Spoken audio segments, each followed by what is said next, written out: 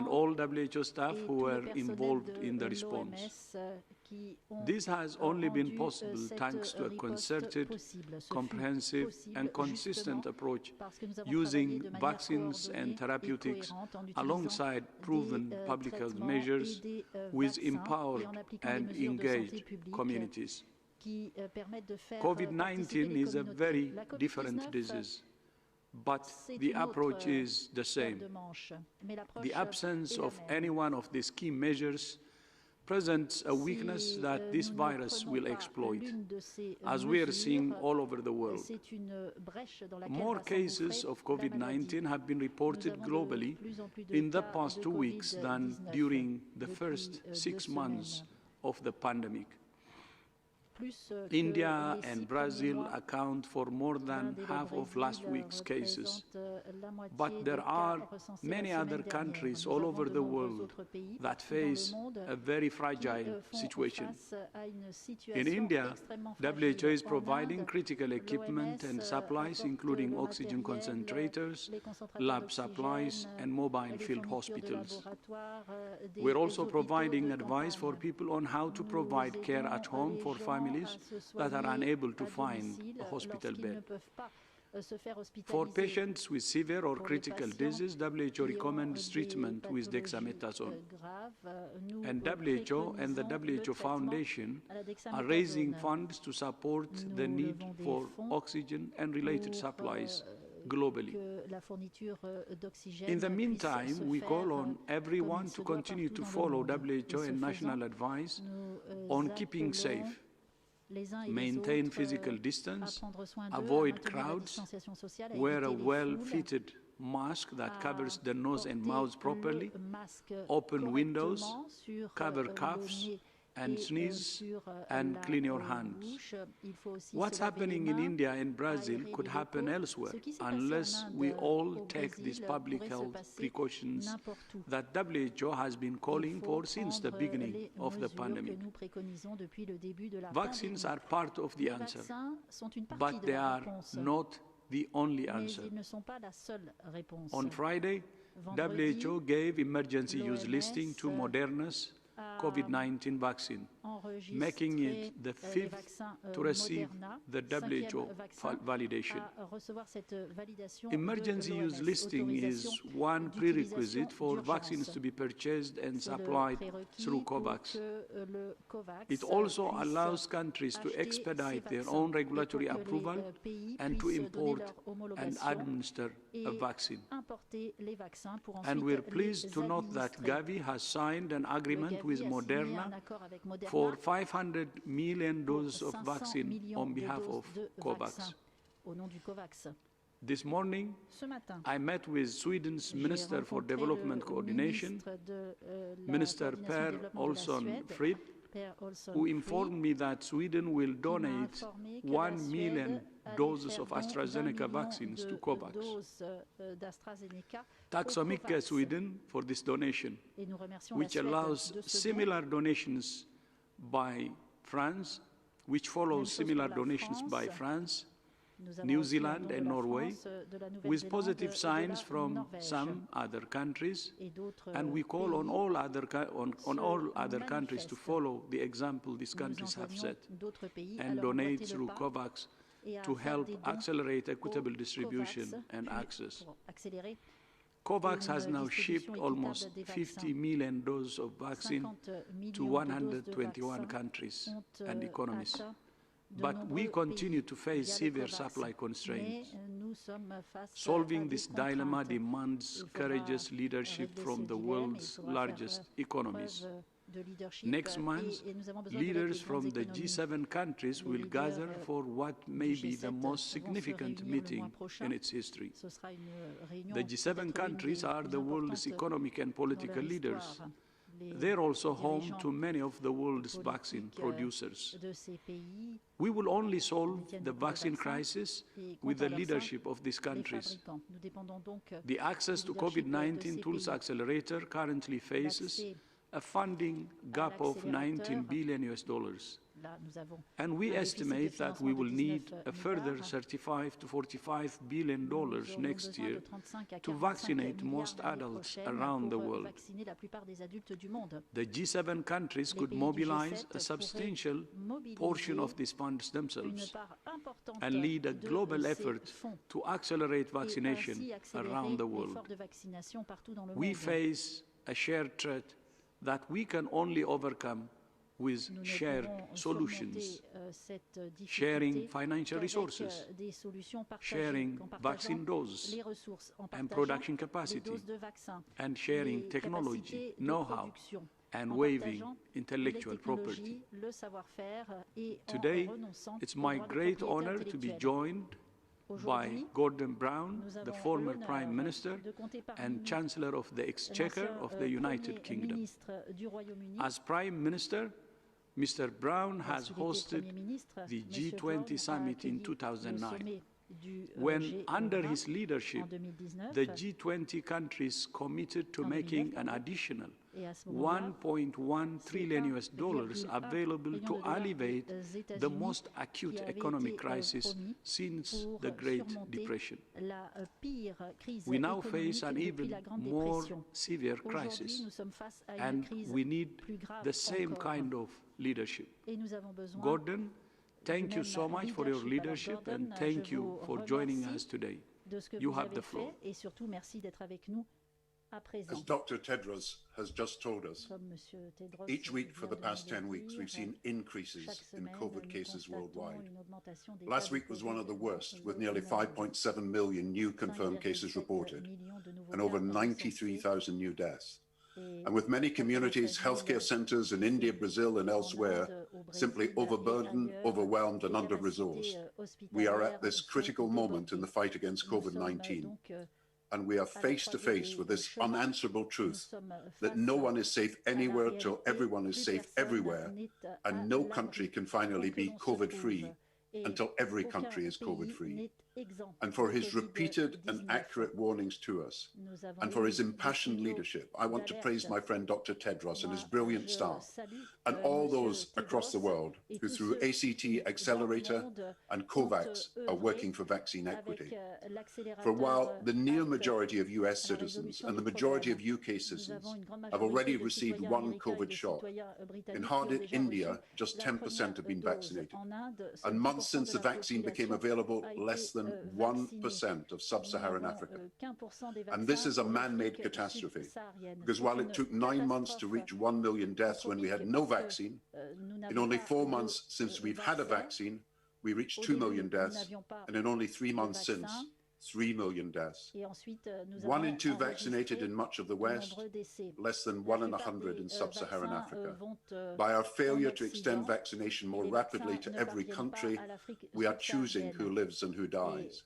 And I say the world is already too deeply divided between rich and poor to allow a new unbridgeable divide to become entrenched between the world's vaccinated who live and the unvaccinated who are at risk of dying.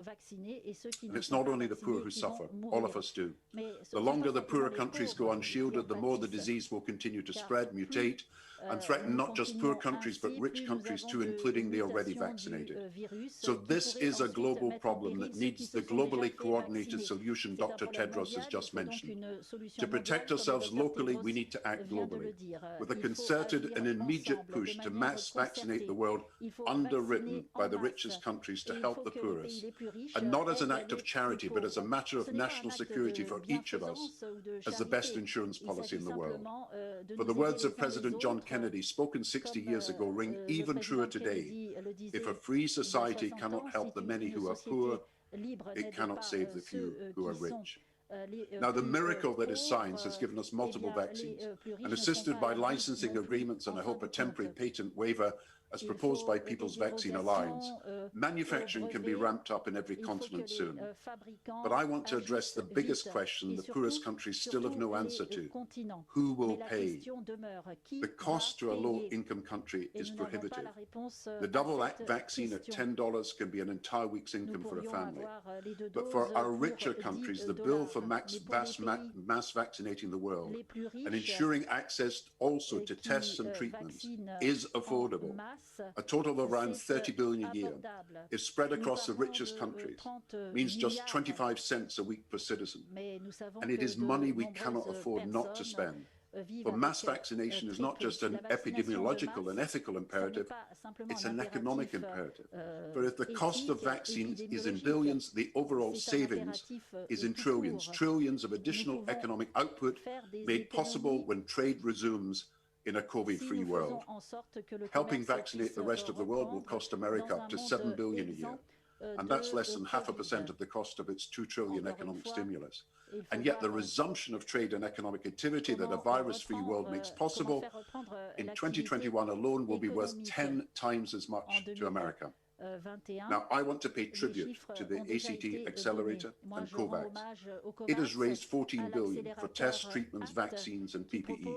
It signed up 190 countries to COVAX. It has mass secured nearly 2 billion vaccines for the 92 poorest countries. And it sends a message that when it comes to preventing loss of life, we cannot rely on charity alone, but need a systematic plan that does not force us to choose between who lives and who dies. But Act A has yet to raise 19 billion this year, and we'll need more if we can ramp up manufacturing even more quickly. And in total, over 2 years, we need to raise an estimated $60 billion, not only to cover vaccines, research, production, and distribution to 92 lower-income countries, but help pay for vital medical supplies, diagnostics, and medical oxygen currently and shamefully in short supply in India and elsewhere, as Every Breath Counts has shown. Now, based on ability to pay, and that's a formula that takes into account national income, current wealth and benefits from the resumption of trade.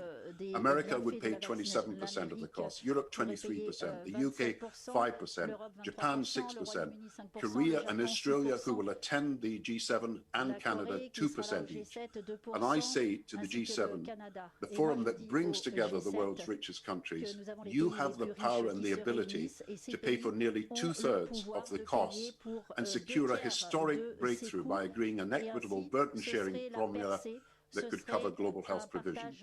And you can expand IFM with grants for low-income countries and create guarantee-based facilities for middle-income countries that will maximize available resources in future years. And I say to the G20, with your leadership, we can cover over 80% of the costs. And you have the means to urgently donate vaccine doses, as Dr. Tedros has said, to cover the gap in supply. I say to the richest 30 countries in the world, you can cover almost 90% of the costs.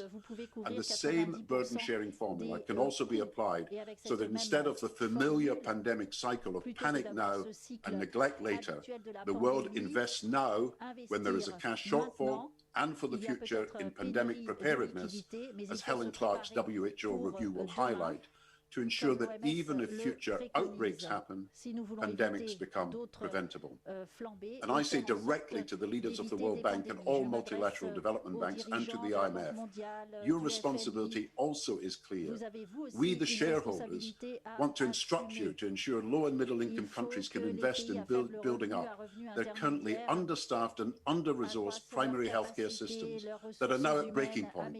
And I say to those countries, respond now to the invitation this week from the WHO to submit national capacity building plans so we can ensure delivery of vaccinations and treatment without it being at the cost of so many needs in healthcare that are now not being met. And I want to promise Dr. Tedros and all the world's health workers who are selflessly laboring night and day to save lives, in the next few weeks, we will ensure you have the support from the leaders of Asia and Africa and from Asian African civil society demanding the G7 Act. Support from economists showing that we cannot afford not to act. From medics and scientists demanding the G7 deploy its wealth to end the disease. From people all over the world, just as the LA Concert of Global Citizens did last night, demanding the world now come together at this moment of great peril to save lives. And I say to all with the power to change our world for the better, time is short. We must act in days rather than in months. Let us not repeat the mistakes of the first wave of the disease when the world's failure to cooperate across borders contributed to the loss of 3 million lives. Martin Luther King spoke of the fierce urgency of now, reminding us that in a crisis, there is such a thing as being too late. A crisis like this, he told us, is no time for apathy or complacency. It's time for vigorous and positive action. And we need that now, building on what Dr. Tedros has done, starting immediately by vaccinating every country's health workers, elderly and priority populations. Let us secure vaccines, tests and treatments for all. And let us begin to reunite our fractured world. Thank you very much. Thank you so much, Gordon. And thank you once again for your clear and powerful call to world leaders. Finally, I would like to recognize 3 important days that we are observing this week. First, today is World Press Freedom Day. WHO values the role of a free and fair press in informing the public and in holding governments and institutions accountable. Second, Wednesday marks World Hand Hygiene Day, a reminder that clean hands save lives. And third, Wednesday also marks the International Day of the Midwife, an opportunity to celebrate the vital role that midwives play every day of every year, and especially during the past year. Christian, vielen Dank, back to you. Thank you so much. With this, we start the round of question and answers, and we'll start right away with Robin Millard from AFP. Robin, please unmute yourself. Thank you. On supply to COVAX, there's been some positive COVAX announcements today, as you've mentioned, including Sweden's donation of 1 million AstraZeneca doses. How far does this go towards filling the gap left by the halt in access to AstraZeneca doses from the Serum Institute of India? Do you have any indication when COVAX might regain access to AZ doses from India? And how are negotiations going on convincing the United States to donate its doses via COVAX? Thank you. Robin, thank you very much. And let me again remind everybody, please, to ask 1 question only, so we can actually manage to get through a couple of more from you. So thank you, and I'll hand over to Dr. Bruce Aylward, who's joined us in the room. Bruce, over to you. Thank you very much, Christian, and thank you for the question, especially inquiring on what's happening in terms of the supply of vaccines to COVAX, because as most on the line know, COVAX was established to ensure that we can get doses out in as equitable manner as possible around the world. The crucial thing is getting the doses into COVAX to be able to distribute them in that way. When we look at the interruption in supply for the current period as a result of the need to redirect doses in India, there's about 20 million doses of vaccine that was procured from the Serum Institute of India that was shipped around the world to countries outside of India. And they've now all used their first doses. So what we're trying to urgently do is ensure that we can close the gap, first of all, to get another 20 million doses to those countries so they can get their second doses into those populations. And then, of course, we need to deepen the coverage. Even that will only reach a very, very small proportion of the population. But the first goal is to try and ensure we can get those additional doses. So the 1 million doses that were announced today by Sweden is extremely important, because those are unearmarked doses that go into COVAX, and what they're saying is, look, you make sure they go to the places that need them in the right order to get them those second doses, or if there's places who have not received doses at all. But as we look forward, there's an even bigger gap, because that's only, that 20 million was a fraction of what we'd actually procured through, or what the COVAX facility had procured through the Serum Institute of India. We'd actually been expecting over 100 million additional doses during this period. So that's still a much bigger gap that we need to try and close. We are hopeful that the crisis in India, everyone is hopeful that that crisis crisis is going to reverse quickly, that the numbers will start to go down, and that the country will be able to start exporting doses of vaccine again. That's in everyone's interest. But right now, we don't actually have a firm date for restarting doses, but we do hope it will be in the near future. There was a question as well, I think, sorry, Christian, a third question about other countries, and certainly the COVAX facility and the key partners, Gavi, ourselves, others have been in discussion with many countries, the UK, the US, Canada, the EC, countries within the EC, and others beyond, Australia, New Zealand, all countries that have contracted substantial numbers of doses, about the possibility of ensuring that they get any additional doses get distributed or shared through COVAX. So those discussions are ongoing with a broad number of countries. Thank you very much, Dr. Aylward and Dr. Swaminathan to add. Thank you, Christian. Just to briefly add to what Bruce said, we really welcome the donations by France, New Zealand, Norway, and now Sweden. And we believe that if many other countries who have adequate supplies for their own populations and are scaling up vaccination of their own populations, if they could also set aside a certain percentage for COVAX, this would help to meet the gap. In the next few months, we do not expect Serum Institute to be able to supply the kind of volumes that were originally predicted. So we need to meet that gap. And so it would be really helpful to get AZ doses from other countries, as Bruce mentioned, in Europe and beyond. We're also talking to the United States, who has committed to sharing their 60 million doses of AstraZeneca vaccine that they have, and we're hoping that that would also flow through COVAX to help not only India but other countries as well. And finally, we're also talking to Moderna, which just received the emergency use listing, and there is a deal that's being signed with them for 500 million doses, but this would start in the second half of the year and continue through 2022. So we're exploring all options with companies with existing deals with COVAX, as well as companies that are still coming on board. And we need to get to our goal of about 2 billion doses being distributed to AMC countries by the end of this year. So every bit helps. Yes. Thank you very much, Dr. Swaminathan. And we'll move on to the next question, and that comes from Ketavan Kardava from Georgia TV. Ketavan, please unmute yourself.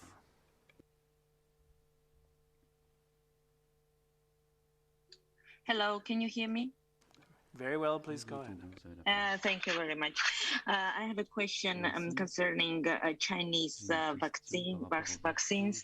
As Georgia is going to start vaccination tomorrow with Chinese vaccines, so we want to know more. And can you update us when will you finish the assessment procedures? Thank you very much. Thank you very much, Karavan. That's for Dr. Simao, please.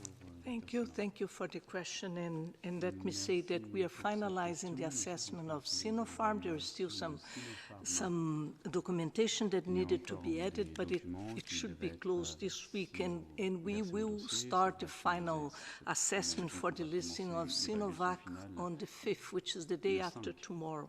So we expect both the Chinese vaccines, Sinopharm, this is Sinopharm Beijing, BP something, not Sinopharm Wuhan, and we expect that both of them will be finalized by the end of this week. Thank you. Thank you very much. And next question goes to Siddhant Mamtani from Times India, I assume. Siddhant, please unmute yourself. Hello, am I audible? Yes, go ahead. Thank you so much. So my question is regarding the vaccination program launched by the government of India. The situation, as we all know, is very serious in most parts of India, and while there are 4 lakh cases almost coming every day, there are reported almost 3,500 deaths per day. With the vaccination program, vaccinating about just little more than 10% of India's population, do you think that, especially keeping in mind of the situation, a more robust, more aggressive aggressive vaccination program is required in India? Thank you so much. Thank you very much. Siddhant, we'll start with Dr. Swaminathan, please. Yes, thank you for that question. I mean, vaccination definitely is one of the tools we have against COVID, and it's a very important tool, which will be particularly important for the end game. And we've seen in country after country now that as you reach about 50% population coverage, you start seeing significant reductions in cases, and you see that reduction in deaths, even earlier as the priority populations are covered first. Now, a country like India has about 1 billion people to vaccinate. So this is not going to happen overnight. It is going to be a mainstay, and I think India has done well in terms of rolling out the vaccination program, in using the private sector and the public sector to do that. The limitation, of course, right now is the supply. If the supplies could be higher, I'm sure that they could vaccinate many more people every day. But having said that, the program will take some time to have an impact on what we're seeing now, the incidence of the disease. This is not going to come down by vaccination, because you need to get to that level in the population to really start having an impact. So it is going to be, for the foreseeable future, it is going to be the reliance on the public health measures, on the distancing, the testing, tracing, and isolating, taking care of those who are sick, universal mask wearing, avoiding crowded places, stay home wherever possible. Everything needs to be done in order to bring down, the force of transmission in the community just now, which is extremely high, as we see from the test positivity rates. And we have to be also careful. Vaccination centers do not become places where the infection is being transmitted. So the same rules need to be maintained as far as possible. People waiting outdoors rather than indoor, everyone masked up, maintaining distance, etc. So there's a global supply shortage of vaccines, and the same applies, to India. There's only a certain amount of capacity. So as that is scaling up, we need to do the other things, and maybe Maria might want to add to what the local epidemiology is telling us. So thanks, Soumya. Not too much more to add from you, because you gave such a comprehensive answer. I think the point is that it's vaccines and so as Soumya has said, vaccines, and as you've heard us say, vaccines and vaccination is a tool that we can use. It doesn't have an immediate effect, though. It will take some time to actually reach those who are most in need and have an impact on severity and on death as well as on transmission, because we are seeing some hopeful signs that vaccination is also reducing transmission, even though those studies aren't yet completed. It's about all of the other factors that are put in place. And the comments that we have for India are the comments that we have for other countries as well. There are a number of countries in all regions of the world right now that have some worrying trends, that have some worrying signs of increasing case numbers, increasing hospitalization rates and ICU rates in countries that don't yet have access to the vaccine, who have not reached the coverage levels that are needed to really have that impact on severe disease and death and on transmission. And so it is about doing everything that we can. The most important thing, in the many important things that we can do right now, is limit the number of contacts that we have. And so our physical distance is really critical, avoiding gatherings, avoiding mass gatherings especially.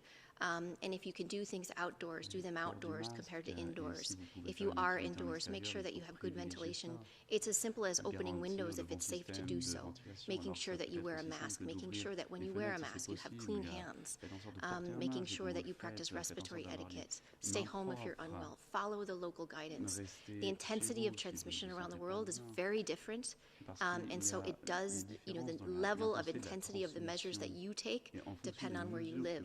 So it needs to be guided by the local epidemiology and the advice that is given. If you can stay home, if you can work from home, if you're privileged to do so, please do so if you are supported in that. That takes the pressure off public transportation systems. It takes the pressure off of those individuals who have to go into work, who cannot stay at home.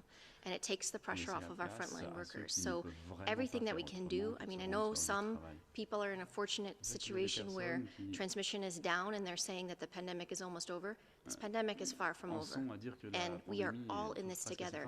So if you are living in an area where transmission is down, continue to do what you can to keep transmission down, because you don't want it to take off. You don't want to give it the opportunity to resurge. What we are seeing in India, what we've seen in Brazil, what we saw in the United Kingdom, and in many parts of Europe, just after the Christmas, New Year's holiday, this can happen in some locations around the world if we let it happen. So it's a plea, you know, WHO has a no regrets policy.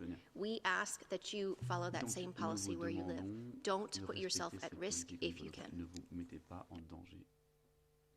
Thank you very much. And that was Dr. Maria van Kerkhove, of course, technical lead on COVID-19. We're checking if Gordon Brown may want to add on this one. No, I'm happy to take any questions about the financing if people have them. Very well, so thank you very much, sir. We'll continue with the next one, and that's Karl Maurer from ARD Radio. Karl, please unmute yourself. Thank you for taking my question. Dr. Tedros, you touched the topic already a little bit earlier.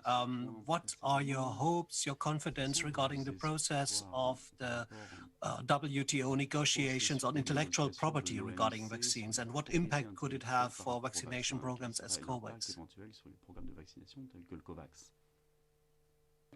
Thank you very much. And Dr. Tedros, please. Yeah, thank you. Thank you so much. As you know, there is an acute problem, and the acute problem is the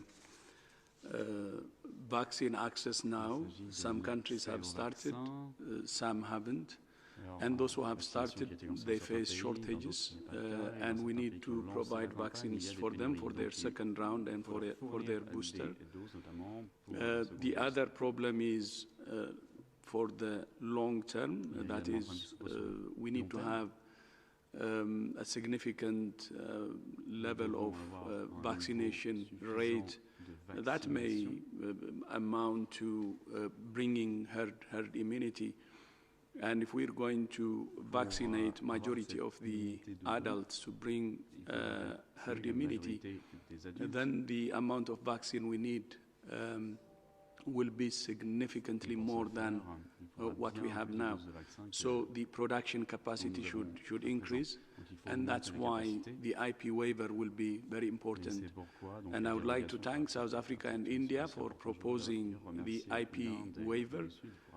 We see more countries joining South Africa and India in favor of IP waiver.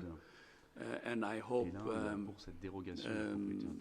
you know, other countries will be convinced to make this a reality. Of course, from the process so far, we have seen how difficult it is. But what's very striking is if we cannot use all means we have at hand now, including the IP waiver, when are we going to use the IP waiver? Because the pandemic is happening in 100 years, and even the provisions in the TRIPS agreement were meant to use IP waiver for emergency conditions. And the level of emergency we are in now is unprecedented. So the question again, I repeat, is if we cannot use it now, when can we use it? So we hope the global leaders will realize this and agree to use all means at hand, starting from the voluntary sharing, which we have been advocating for before, using all options to increase production as soon as possible and increase vaccination coverage as soon as possible. And this is in the interest of each and every country in the world, with now especially variants popping up in many countries, It's not a charity issue. It is an issue that is in the interest of all countries, each and every country, in order to stop the virus or to stop the pandemic. So there are progresses now. There is encouraging progress, more and more countries joining, but we need to complete the process as soon as possible and decide, because there is no reason, to be honest, to not decide on IP waiver, because the provision was meant for this situation. The provision of waiving IP was meant for this condition, for emergencies, and this is unprecedented. Thank you. And I hope Gordon might add to this, please. Just to follow Dr. Tedros, there are, I think, a large number of people and companies who would be prepared to manufacture in Africa and in other parts of the world where manufacturing is not happening. But I think they do need either licensing agreements or a temporary waiver to be able to do so. And I do distinct a change in the last few days in the way people have approached this issue, because while there was a rejection originally at the WTO a few weeks ago, I do think from remarks from President Biden and his staff and others that serious consideration is now being given. And of course, the G7, as Dr. Tedros said a few minutes ago, are the group of countries which include many of the vaccine developers and the vaccine originators. And therefore, if they could make a decision that they collectively would support a temporary waiver, I think that'd be a huge advance. It doesn't solve the problem of finance, because we have still got to finance the actual production and manufacturing, distribution and logistics of the vaccine, and we still have to fund testing and all the therapeutics and diagnostics, but it would be a major advance. And of course, the TRIPS agreement, which I know about from my period in government, was designed so that if an emergency happened, something like this, a temporary waiver could happen. So I support everything that Dr. Tedros has said, and I hope that the G7 and other countries will now discuss this seriously as one of the ways forward to solving the problem. Thank you so much, both. We'll move on to the next question. That's Corinne Gretler from Bloomberg. Corinne, please unmute yourself.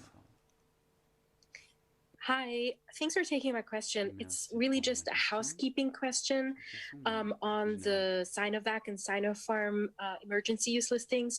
Is the plan to send out a statement on both of them, or should we be expecting two separate releases later this week?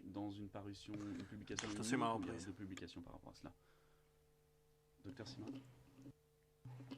Thank you, Corinne.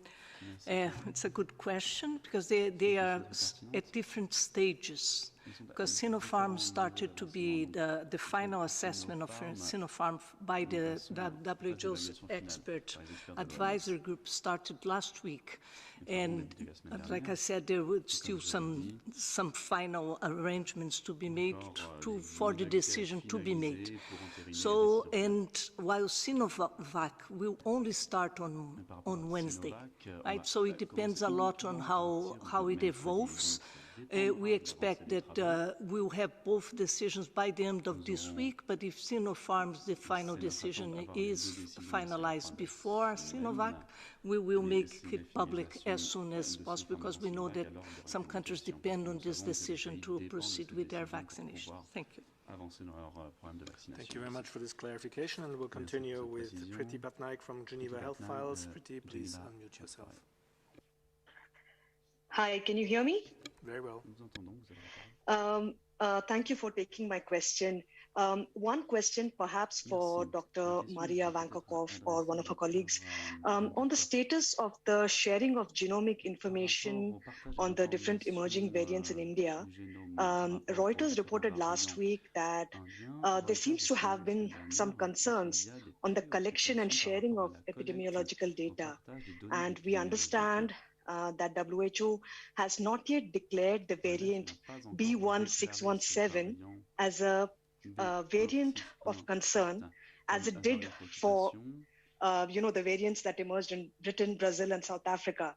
And correct us if we are wrong, that it's only classified as a variant of interest because there's no evidence to support otherwise. Is this connected to a lack of sufficient data? Can you comment on this? Thanks. Thank you very much, Betty, and that goes to Dr. Van Kerkhove. So thanks very much for this question. Yes, indeed, the B1617 has been classified as a variant of interest. And what WHO does is that we have characterizations of variants of concern and variants of interest at a global level. So currently we have 3 variants of concern at the global level. The B117, first identified in the UK, the B1351, the variant first identified in South Africa, and the P1, the variant that was first identified in Japan from travelers from Brazil. We have an additional 7 variants of interest that we are tracking worldwide. B1617 is one of those. Indeed, there actually are a number of virus variants that are being detected around the world, all of which we need to properly assess.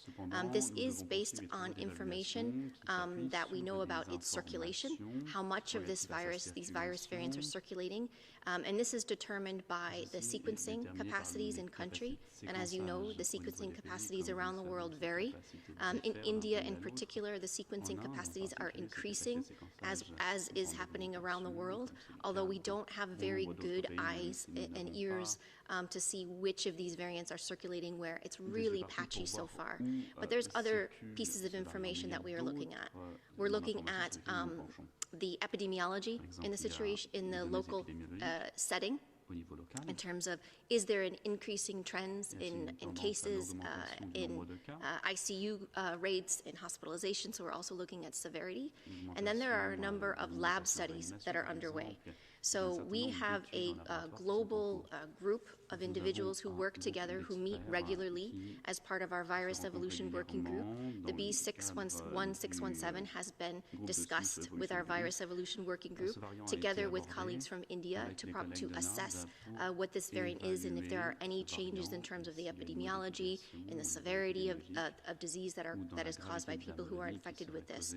Some of these studies take time to understand if there's an impact on neutralization, if there's any impact on our ability to detect it with currently available diagnostics, if there's any impact on the available therapeutics or vaccines. So there's a number of studies that are underway for the B1617, as well as the B1618 and other virus variants that are circulating. In addition to that, not only do we look at particular variants, but we're looking at specific mutations that are identified in each of these variants. And there are common mutations that are being identified. So what's important by having this global community speak together as an overarching ability globally to monitor and assess these variants, we're putting the right people together in the room to discuss what do these mutations mean. It's a very dynamic process. The information is coming in fast and furious. There are new variants every day that are being identified, that are being reported, not all of which are important. So it's important that we have the proper discussions to determine which ones are of significance from a public health value, meaning does it change our ability to use public health and social measures or any of our medical countermeasures. So this is one that we are actively tracking. We are working with colleagues in India, but the B1617 is also in other countries, so other countries are also doing studies on this particular variant. So we release the information every week in our weekly epidemiologic record, and so you can track the latest information that we have from there and through preprints and publications, which we're also monitoring. Sorry, it's a long-winded answer, but there's a lot of work that's ongoing with these variants because they're so important for us to understand the trajectory of this pandemic and what is happening in each individual country, and we need the global community to be working together, and they are. Thank you very much, Dr. Van Kerkhove. Next question goes to Sophie Mokoena from SABC. Sophie, please unmute yourself.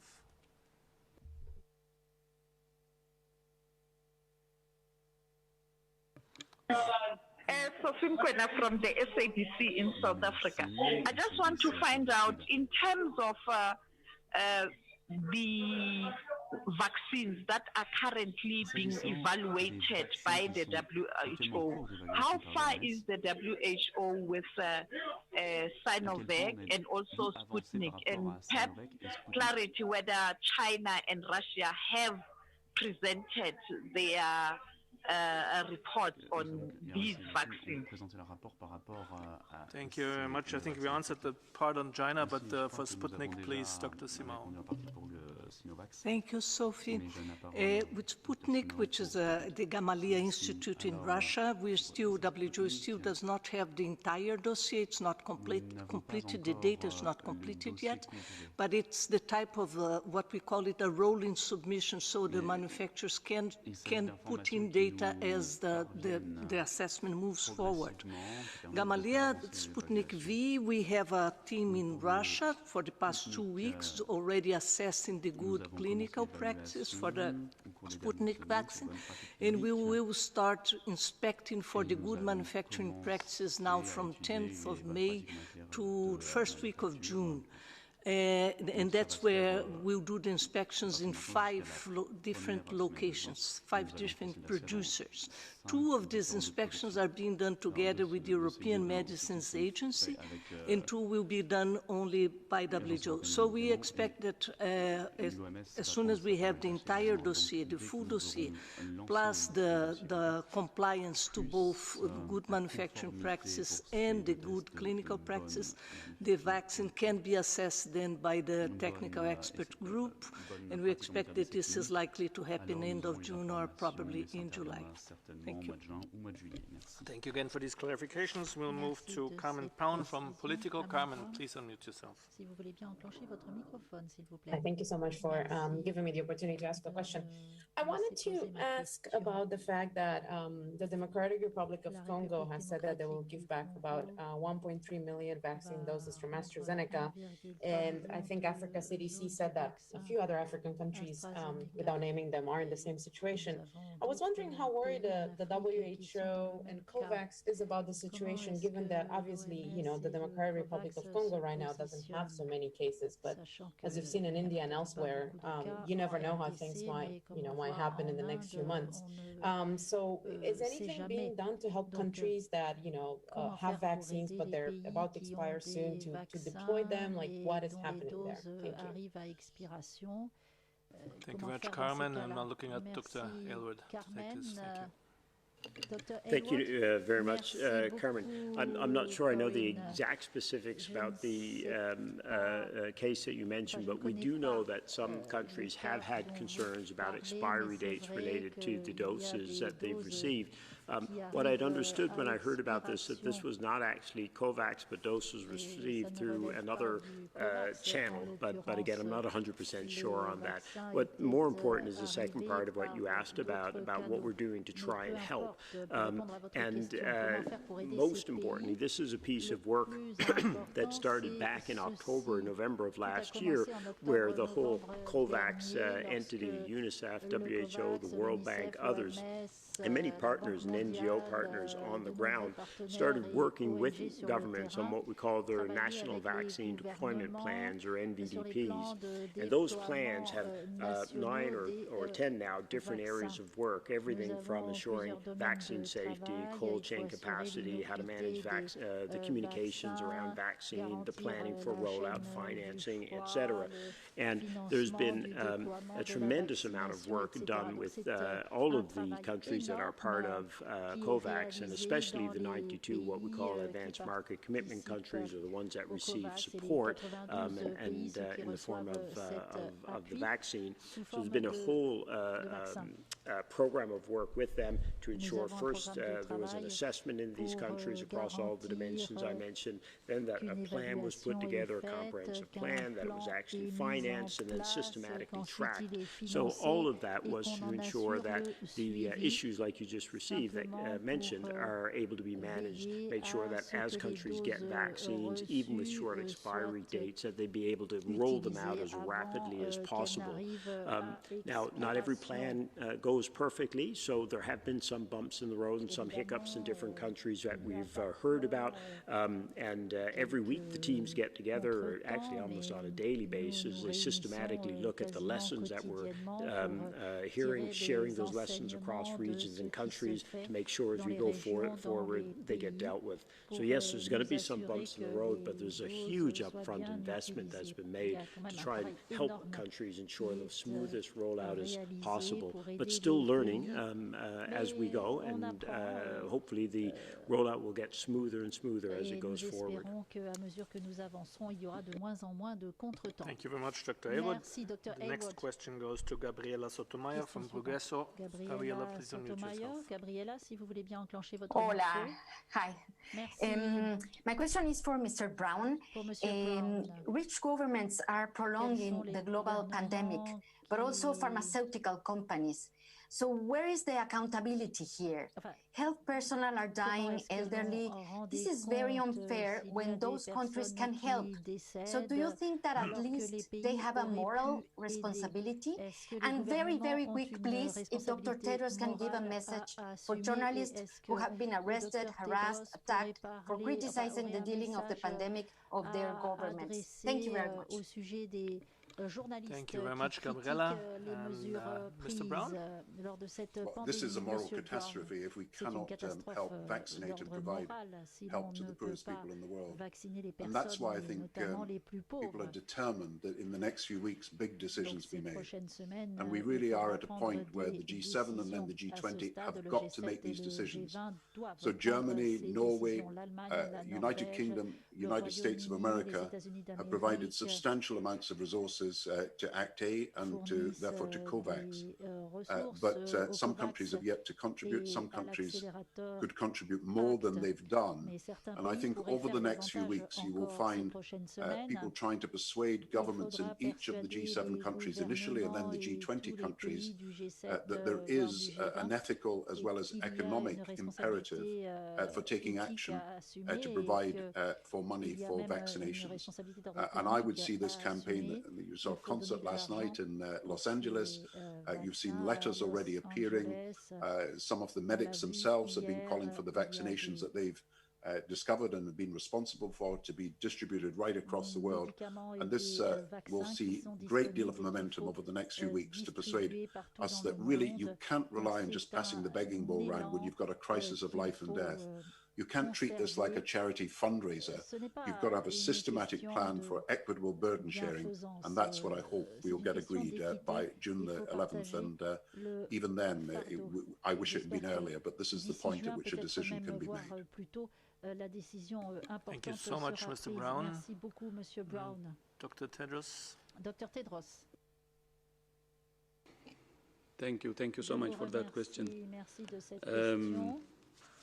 First of all, I said it earlier, but I will repeat, happy World Press Freedom Day. As you know, for the world to have stability and peace and prosperity, democracy is central. And for democracy to continue to be strengthened, the role of the media is very, very important.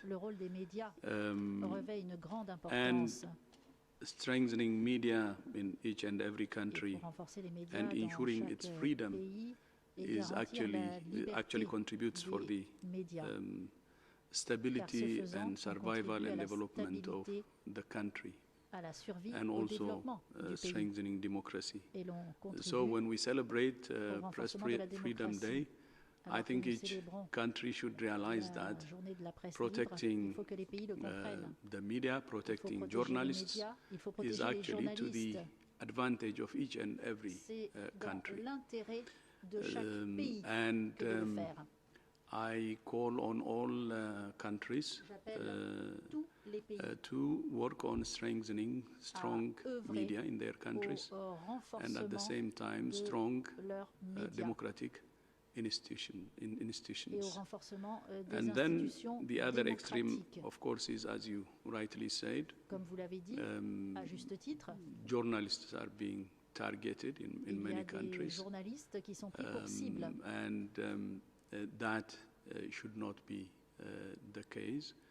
And we sympathize and our condolences to the families of those journalists that we have lost this year. And we appreciate their heroic services. And this day, you know, we have to remember those journalists who are exposing themselves but serving humanity, of course, at the expense of their life. And we respect them, and to all journalists, we respect your role, and please accept our gratitude for your service. And this year, I think, World Press Freedom Day, the theme is information as a public good. And indeed, it's a public good. And thank you so much for using the public good to help with another global public good, that is fighting the pandemic. Thank you so much. Thank you so much, Dr. Tedros and Mr. Brown. It looks like we have time for one more question, and that goes to Simon Atiba from Today News Africa. Simon, please unmute yourself. Thank you for taking my question. This is Simon Atiba with Today News Africa in Washington, D.C. Dr. Tedros just noted that Sweden is donating 1 million doses of AstraZeneca vaccine to COVAX after France and New Zealand. And we know that the U.S. has shared vaccine doses with India, Canada, and Mexico. I was wondering if WHO, Dr. Tedros, has personally reached out to President Biden for the U.S. to share vaccine with COVAX and help with intellectual property. Have you called the White House to say, hey, President Biden, I know you recently pledged $4 billion to WHO, but there's fire on the mountain and we need all those millions of doses of vaccine that you don't need in the US. Thank you. Thank you, Simon. Dr. Tedros, please. Yeah, thank you so much. I'd like to use this opportunity actually to thank the generosity of the US. The Biden administration has already donated, I don't remember the figures, but $4 billion US dollars to COVAX. So I don't want to make a mistake on that. So $4 billion. So that's very, very generous. And that's already the largest contribution. So I would like to use this opportunity actually to thank President Biden and his government. And then on vaccine donation, I think they will do it when they're ready. We see some positive signals now, and as soon as they're ready, they will announce. But we had already engagements, and look forward to getting positive news soon. Thank you. Thank you so much. With this, we've come to the end of the time. Sorry for not being able to take all questions that are still pending, but I will ask Mr. Gordon Brown, our special guest today, United Nations Special Envoy for Global Education and the former Prime Minister of the United Kingdom, for any final words, please. I just want to say I'm in awe of the work that is done by the World Health Organization, by ACTE and by COVAX, and by so many health workers around the world who are fighting to save lives at this very minute. I wanted to follow on from what Dr. Tedros and say I and a number of other former leaders, medics and others have been in touch with President Biden.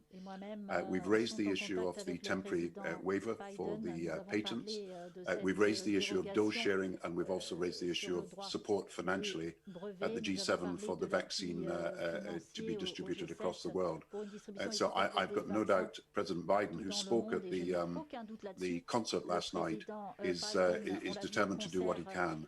But over these next few weeks, as we've said, to support the efforts of the WHO and Dr. Tedros and all those who are working, we will step up the pressure, I can assure you, so that we hope that just as the G7 made big decisions on debt relief and for aid for Africa, and then on HIV/AIDS some years ago, it makes a big decision on June the 11th to support all those who are in need of vaccination. We cannot have a two-speed world and a divided world as a result of a vaccination that is being discovered but is not yet available to everyone who needs it. Thank you so much, Mr. Brown, for your participation.